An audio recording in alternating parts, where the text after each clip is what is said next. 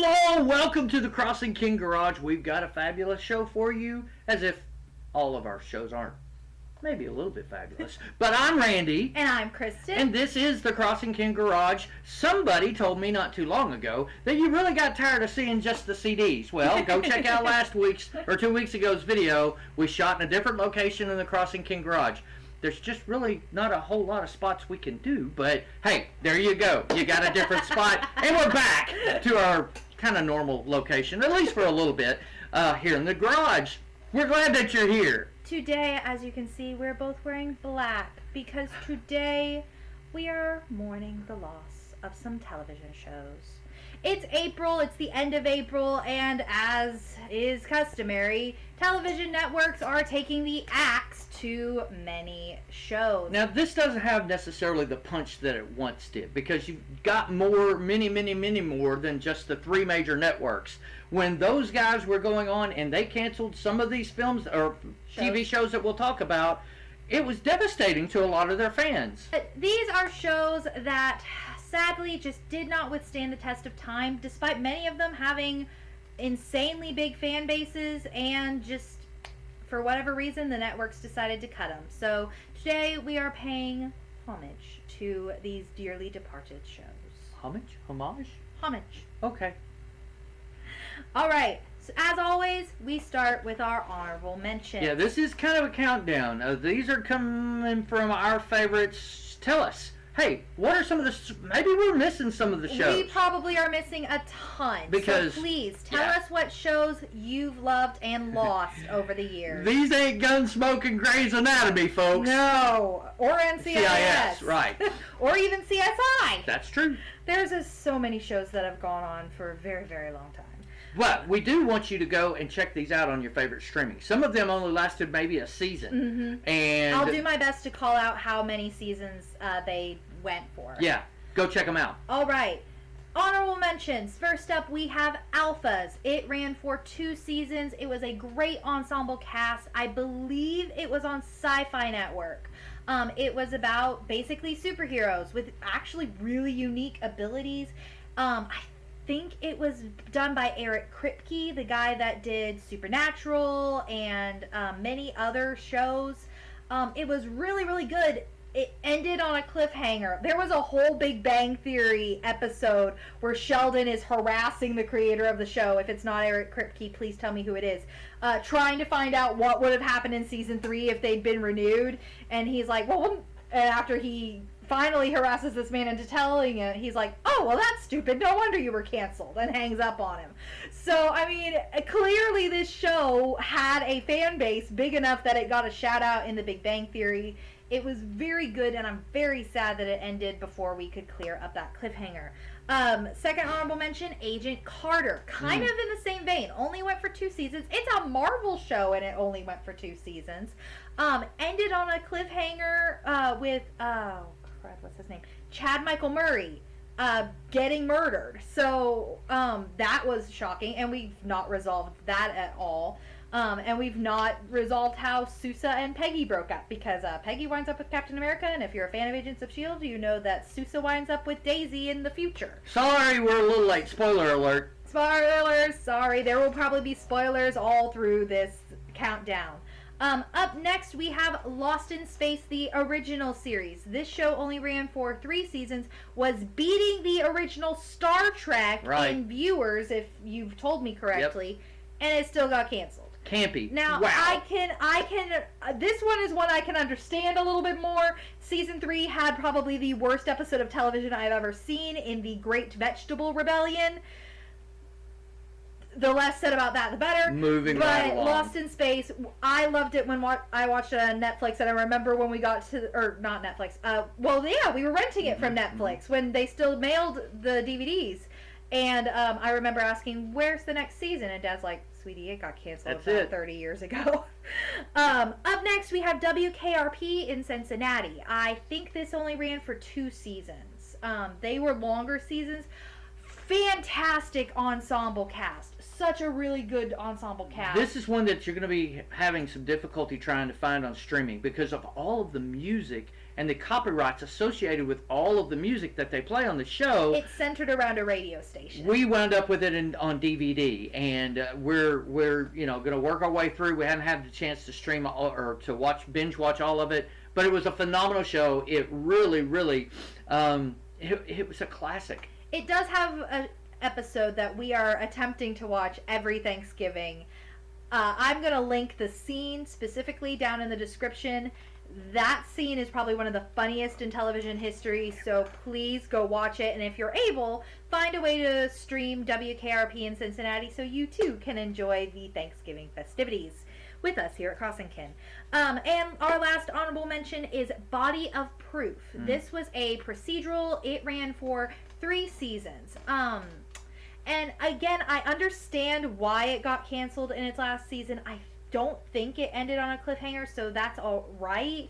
And one of the main characters actually wound up passing away the next year, so it was almost a blessing that it got canceled. But it was a really good show, and I think it could have gone on a little longer if they just hadn't cast Mark Valley.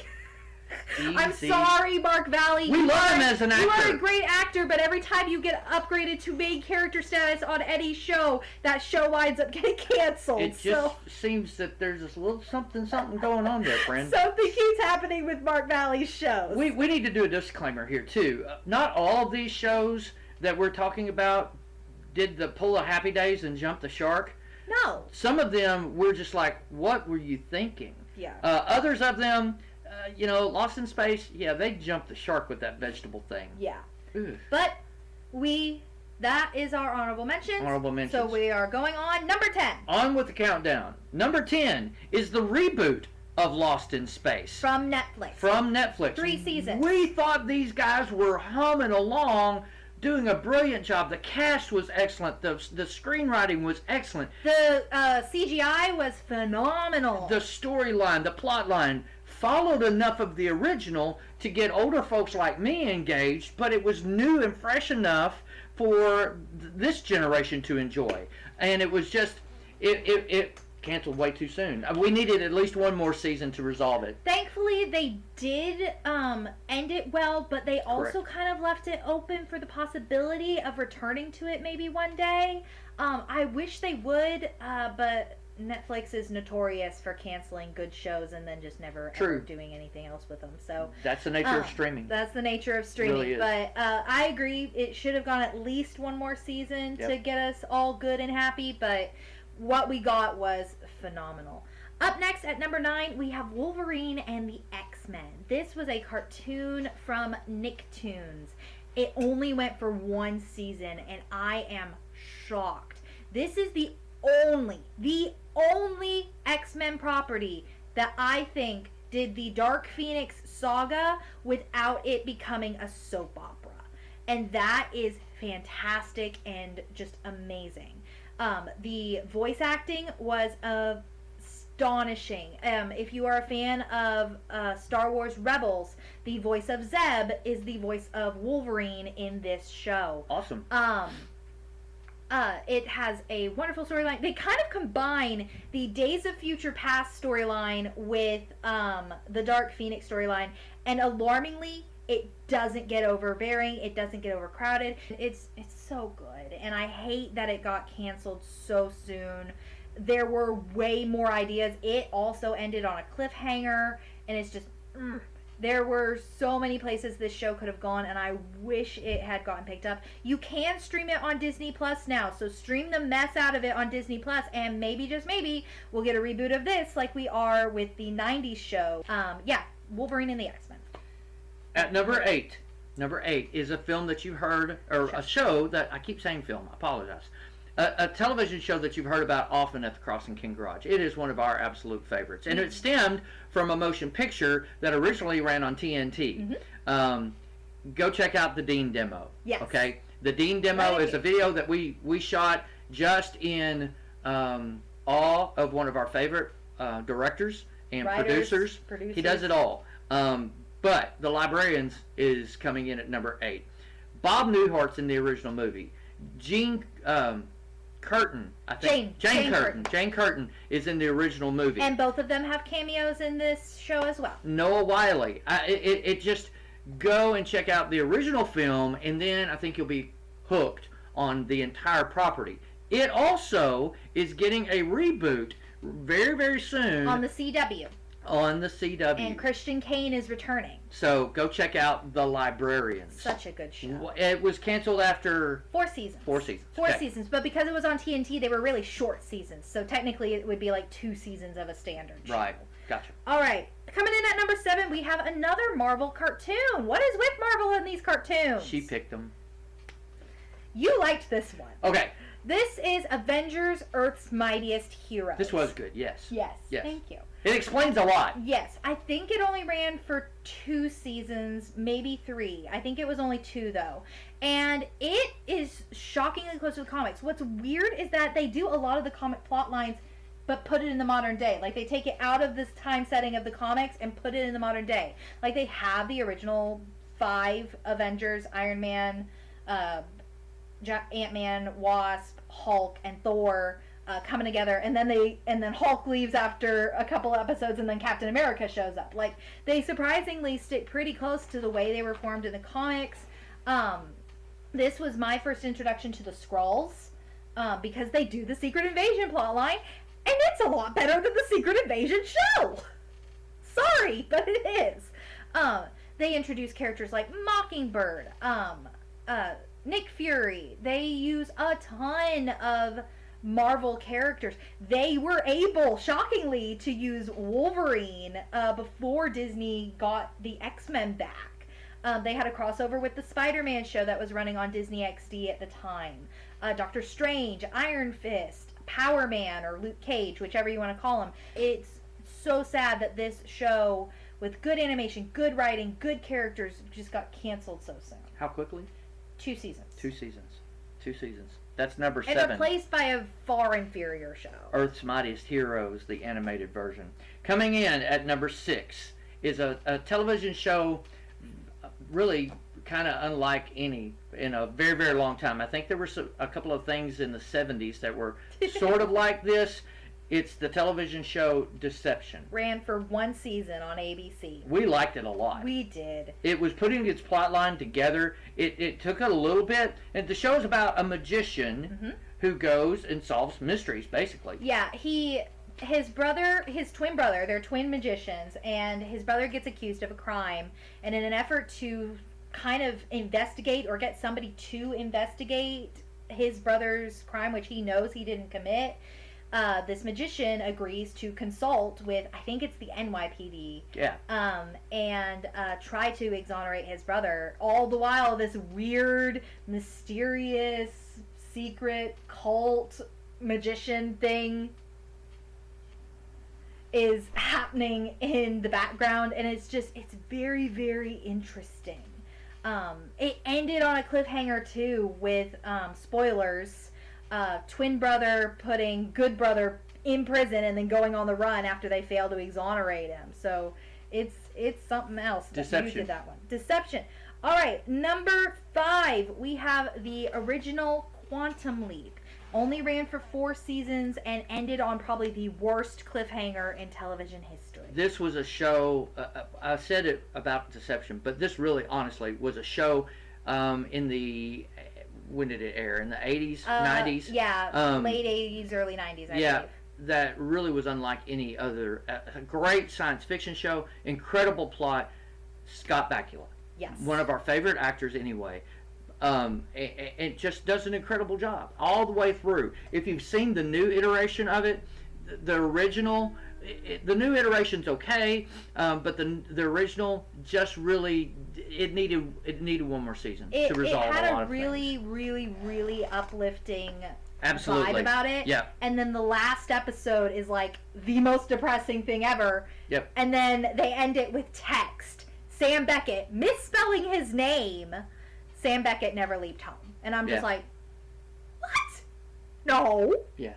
No. And they had a chance in the new one, and they didn't missed take it. They should have taken it. It frustrated me. That's a That's theme for another show. Next, number 4. We have number 4, Scorpion. We discovered this after it had already been canceled, and it's streaming. The beauty of streaming.